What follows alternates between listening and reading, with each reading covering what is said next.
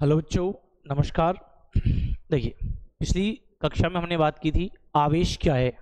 इसकी बात की थी आवेश की बात की थी आवेश कि आवेश क्या है, आवेश के गुणधर्मों, आवेश के गुणधर्मों, आवेश के मात्रक, और एक हमने बात की थी घर्षण वैद्युत। किसकी बात की थी? घर्षण वैद्युत। तो पिछली जो दो वीडियो हैं उनमें हम पढ़ चुके हैं कि आवेश क्या है। तो हमने कहा कि किसी भी वस्तु का वह मूलभूत गुण जो उसमें विद्युत एवं चुंबकीय क्षेत्र उत्पन्न कर देता है उसे अपन क्या कहते हैं? आवेश। उसके बाद हमने कहा कि जो आवेश का मात्रक है, आवेश का मात्रक एम्पियर इंटू सेकेंड होता है, जिसे अपन कहते हैं कूलाम। एक्चुअली हमने कहा था कि कूलाम आवेश का बहुत बड़ा मात्रक है, इसलिए हम आवेश के कुछ अन्य छोटे मात्रक काम में लेते हैं, जैसे milli coulomb, micro coulomb, nano coulomb, pico coulomb आदि। हमने कहा कि जो आवेश का सीजीएस पत्ती में, कौन सी पत्ती में? सीजीएस। आवेश का सीजीएस पत्ती में जो मात्रक है वो होता है ईएसयू, या इसको बोलते हैं इलेक्ट्रोस्टैटिक यूनिट, या बोलते हैं स्थिर वैद्युत इकाई। तो हमने कहा कि सीजीएस पत्ती में आवेश का मात्रक क्या है? ईएसयू।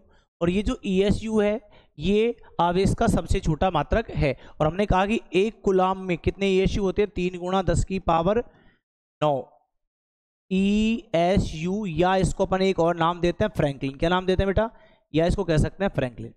और हमने कहा कि जो आवेश का सबसे बड़ा मात्रक है, आवेश का सबसे बड़ा मात्रक होता है फैराडे। क्या होता है बेटा?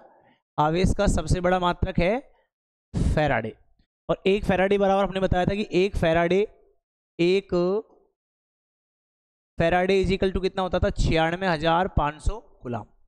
ये बात की। इसके बाद हमने कहा कि आवेश के कुछ मात्रक हैं, हमने बात की थी आवेश के किसके? गुणधर्मों की। तो हमने कहा कि आवेश 2 प्रकार का होता है। आवेश कितने प्रकार का होता है? 2 प्रकार का। एक होता है धनावेश और एक क्या होता है? ऋणावेश। और हमने कहा जो समान आवेश होते हैं, यानी कि प्लस प्लस हो या माइनस माइनस हो, तो समान आवेश एक दूसरे को प्रतिकर्षित करते हैं और असमान आवेश एक दूसरे को क्या करते हैं? आकर्षित। और आवेश कैसी राशि है? हमने कहा था आवेश एक अदिश राशि है।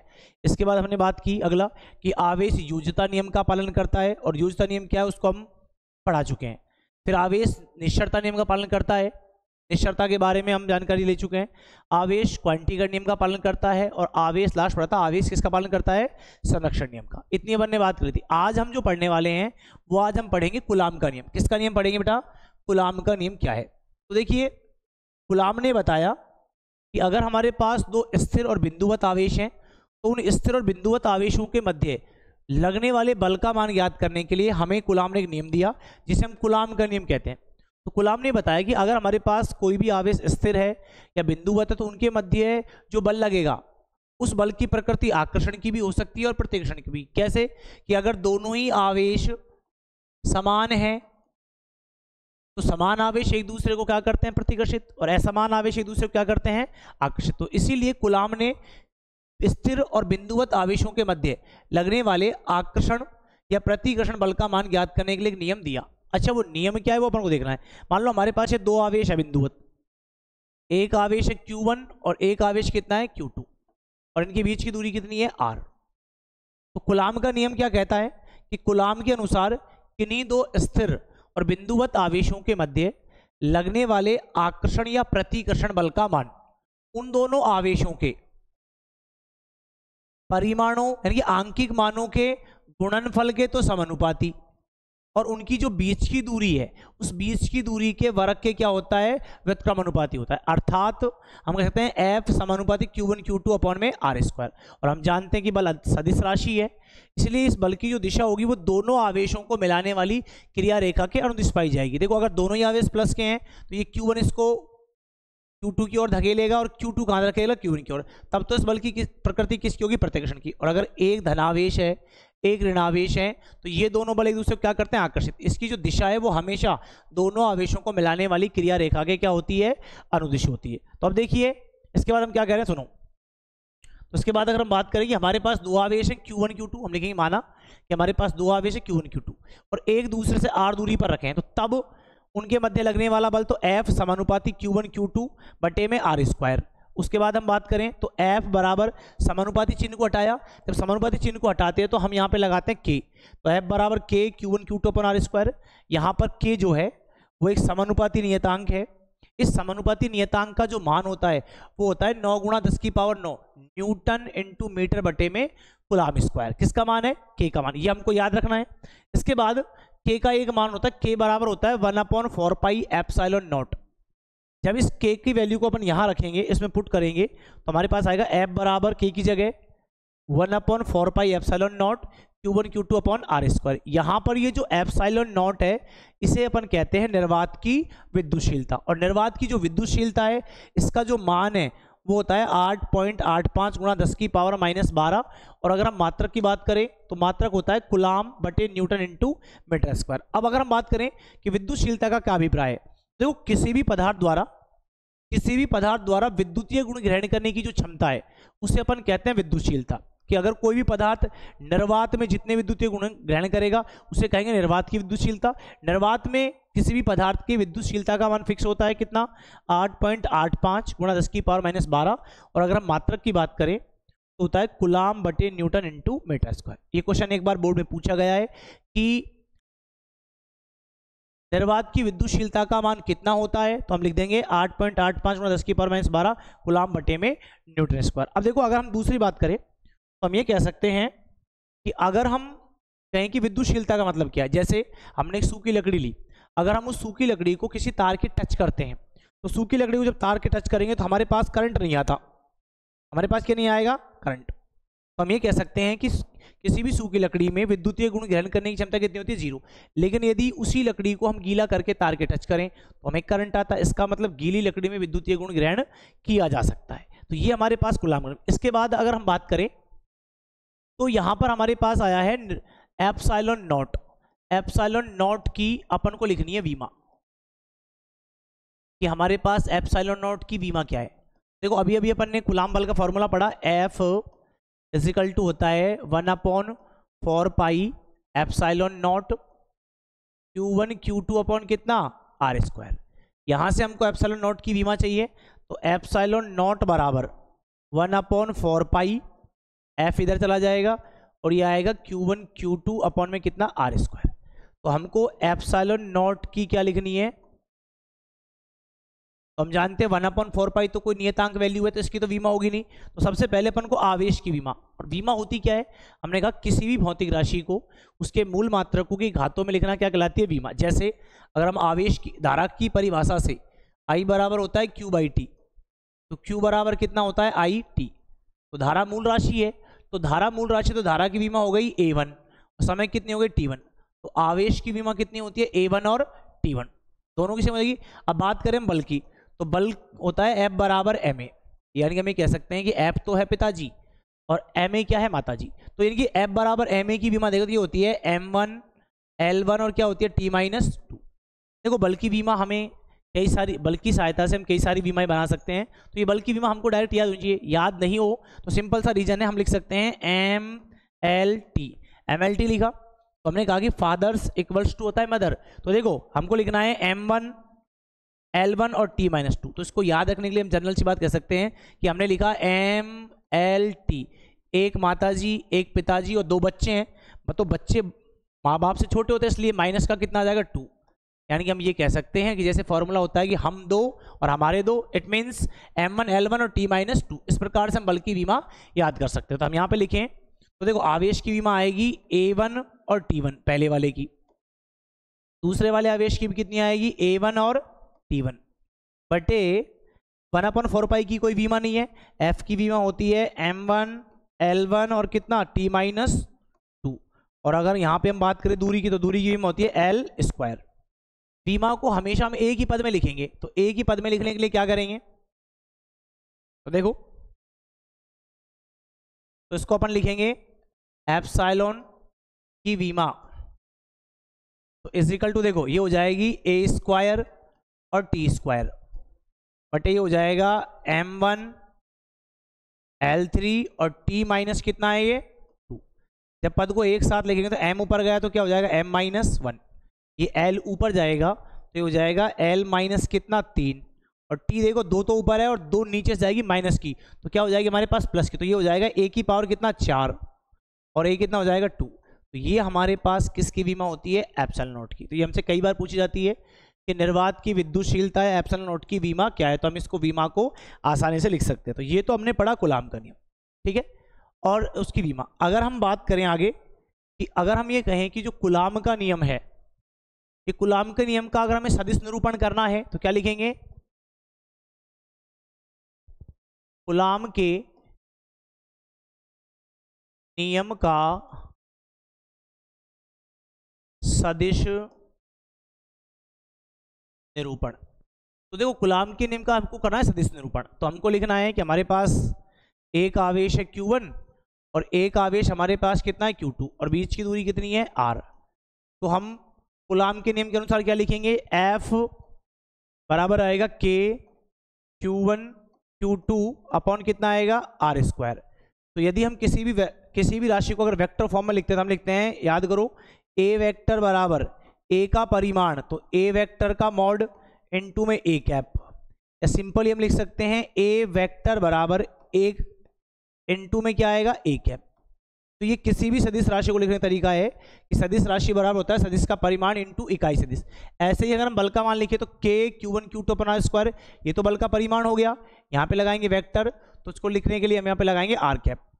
तो ये हमारे पास कूलाम के नियम का सदिश निरूपण है कि F वेक्टर बराबर K Q1 Q2 upon R² into R cap.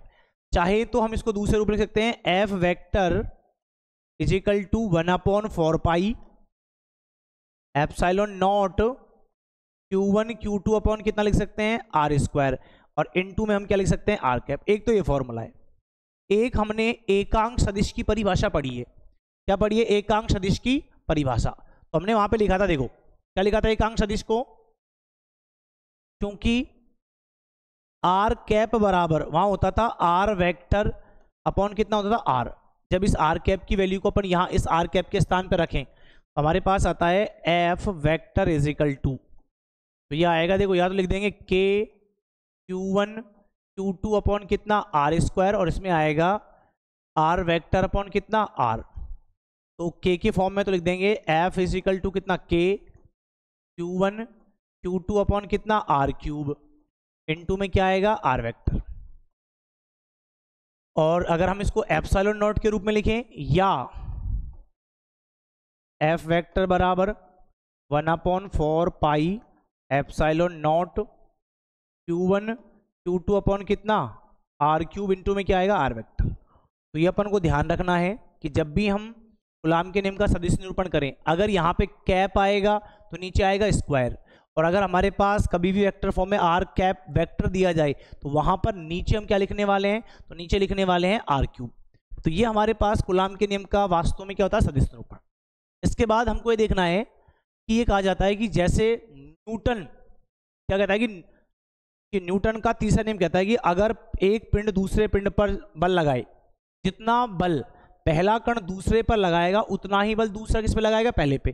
तो हमको ये प्रूव करना है कि क्या कूलाम का नियम न्यूटन के तृतीय नियम का पालन करना है। मतलब आपसे कह दे कि भाई सिद्ध करो कि कूलाम का नियम न्यूटन के तृतीय नियम का पालन करता है, तो हमें क्या सिद्ध करना है, तो हमें सिद्ध करना है F12 vector is equal to आएगा माइनस F21 वेक्टर। इसका मतलब क्या है, मतलब है कि जितना बल दूसरा कण पहले पर लगाता है उतना ही बल पहला कण किस पे लगाएगा, दूसरे पे। दोनों का परिमाण तो बराबर होगा लेकिन दोनों की क्या होगी, दिशा विपरीत। तो हमको सिद्ध करना है कि जितना बल पहला आवेश दूसरे पर लगाता है उतना ही आवेश दूसरा किस पे लगाएगा, पहले पे। तो सिद्ध करके देना है F12 बराबर F21। तो कैसे करते हैं इधर देखो, तो हमने कहा कि हमारे पास ये कोई निर्देश तंत्र है, ये x और ये हमारे पास हो गया y।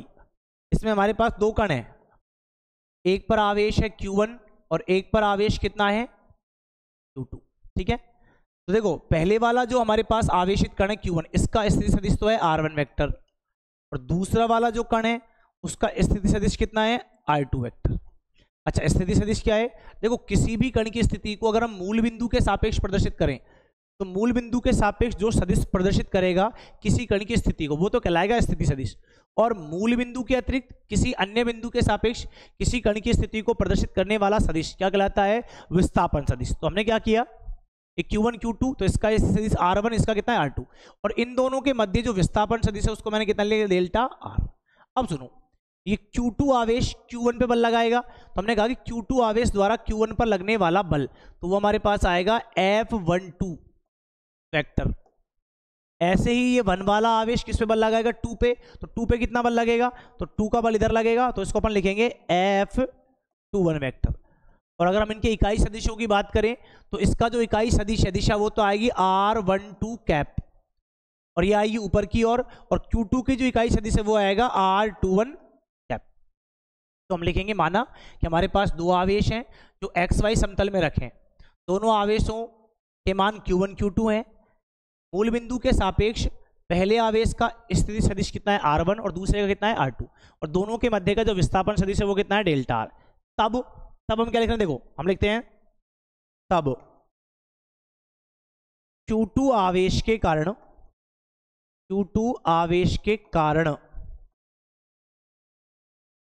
Q1 पर लगने वाला बल, तो देखो 1 किस पे बल लग रहा है, 1 पे, तो हम लिखेंगे F12 वेक्टर बराबर, तो क्या आएगा, K Q1 Q2 बटे में बीच की दूरी का स्क्वायर, तो क्या आएगा, डेल्टा R का क्या आएगा, स्क्वायर। और यहां पे दिशा दिखाने, तो यहां लिखेंगे R12 कैप। तो ये तो आ गया Q2 द्वारा Q1 पर लगने वाला बल, F12 बराबर K Q1 Q2 बटे में कितना, R square into R cap.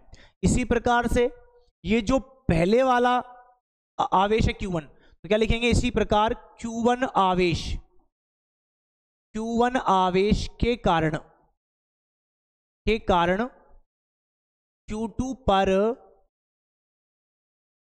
लगने वाला बल, तो Q2 पर लगने वाला बल तो किस पे लग रहा है, Q2 पे, तो ये आएगा F21 वेक्टर बराबर, तो वही देखो K एक आवेश है Q1, एक आवेश कितना है, Q2, तो ये हो जाएगा Q1 Q2, और बीच की दूरी कितनी है हमारे पास, R, डेल्टा R, तो डेल्टा R स्क्वायर, और यहां आएगा R21 कैप। इसको मान लेंगे समीकरण नंबर 1 और इसको मान लेंगे समीकरण नंबर 2। अब देखिए आगे हम बात करें तो हम ये जानते हैं कि R12 कैप और R21 कैप इकाई सदिश है, तो हम जानते हैं कि इकाई सदिशों का परिमाण कितना होता है, 1। क्या परिभाषा है कि वे सदिश जिनका परिमाण 1 हो उन्हें हम क्या कहते हैं, इकाई सदिश। और इकाई सदिश को किसी भी अंग्रेजी भाषा के अक्षर के ऊपर कैप लगाकर करते हैं, तो हम यहाँ पे लिखेंगे चित्र से, चूंकि R12 कैप बराबर आएगा R21 कैप, यानी कि R12 कैप और R21 कैप दोनों का मान तो बराबर है, लेकिन R12 कैप है ऊपर की ओर, R21 कैप है नीचे की ओर, इसलिए दोनों का परिमाण बराबर है, दिशा कैसे विपरीत, तो ये आएगा R12 कैप बराबर में R21 कैप। अब इस R12 का मान, किसका मान, R12 कैप का मान समीकरण नंबर 1 में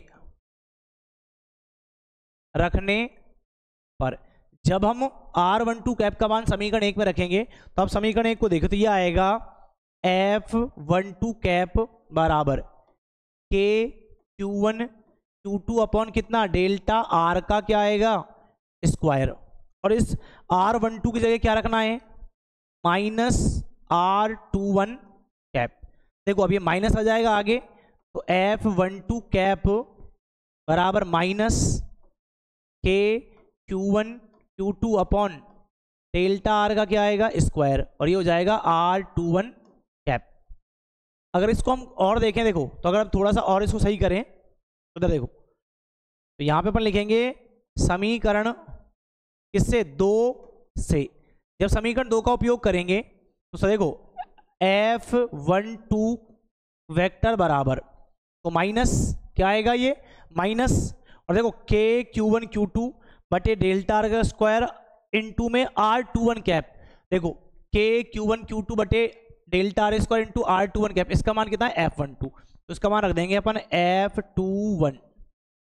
तो क्या सिद्ध हो गया कि हमारे पास प्रूफ हो गया कि F12 बराबर माइनस F21। तो हम ये कह सकते हैं कि जितना बल Q2 वाला आवेश, देखो जितना बल Q2 वाला आवेश Q1 पे लगा रहा है F12, उतना ही बल Q1 आवेश किस पे लगा रहा है, Q2 पे। देखो क्या देखा अपन ने, ये प्रूफ कर दिया। देखो ये रहा कि F12 बराबर में माइनस F21, अर्थात इससे ये सिद्ध होता है कि जो कूलाम का नियम है वो न्यूटन के कौन से नियम का पालन करता है, तृतीय नियम का क्या करता है, पालन करता है। तो आज की क्लास में हमने कूलाम का नियम, कूलाम के नियम के ये बताया कि जो कूलाम का नियम है उसका सदिश निरूपण किया, और एक ये प्रूफ करवाया कि सिद्ध करो कि जो कूलाम का नियम है वो न्यूटन के कौन से नियम का पालन करता है, तृतीय नियम। देखो हम देखना चाहें तो ये तो हमारे पास डायग्राम था, ठीक है। उसके बाद हमने क्या किया, देखो Q2 आवेश के कारण Q1 पर लगने वाला बल F12 बराबर K Q1 Q2 बटे में delta R square into R cap, समीकरण 1। इसी प्रकार ये Q1 वाला आवेश Q2 पर बल लगा रहा है तो F21 बराबर K Q1 Q2, ये बीच की दूरी, delta R square into R21 cap. हम ये जानते हैं कि R12 कैप और R21 कैप दोनों इकाई सदिश है, तो इकाई सदिशों का परिमाण बराबर है। चित्र से दिशा विपरीत है तो मैंने -21 लगा दिया, इस R12 कैप का मान हमने यहाँ पे रख दिया समीकरण किसमें, 1 में। तो K Q1 Q2 delta R, इसका मान आया -R21 कैप, माइनस आगे आ गया, तो K Q1 Q2 delta R बटे में R21 कैप। फिर देखो समीकरण 2 का जब हम यूज करेंगे तो समीकरण 2 से तो F12 बराबर, ये माइनस का तो माइनस मेरा, और ये K Q1 Q2 बटे में डेल्टा R स्क्वायर इंटू में R21 कैप, इसकी जगह हमने रख दिया F2। तो आज की वीडियो में हम केवल इतना ही बात करते हैं। अगर आपको वीडियो पसंद आए तो लाइक करें और शेयर करें, ठीक है। Thank you.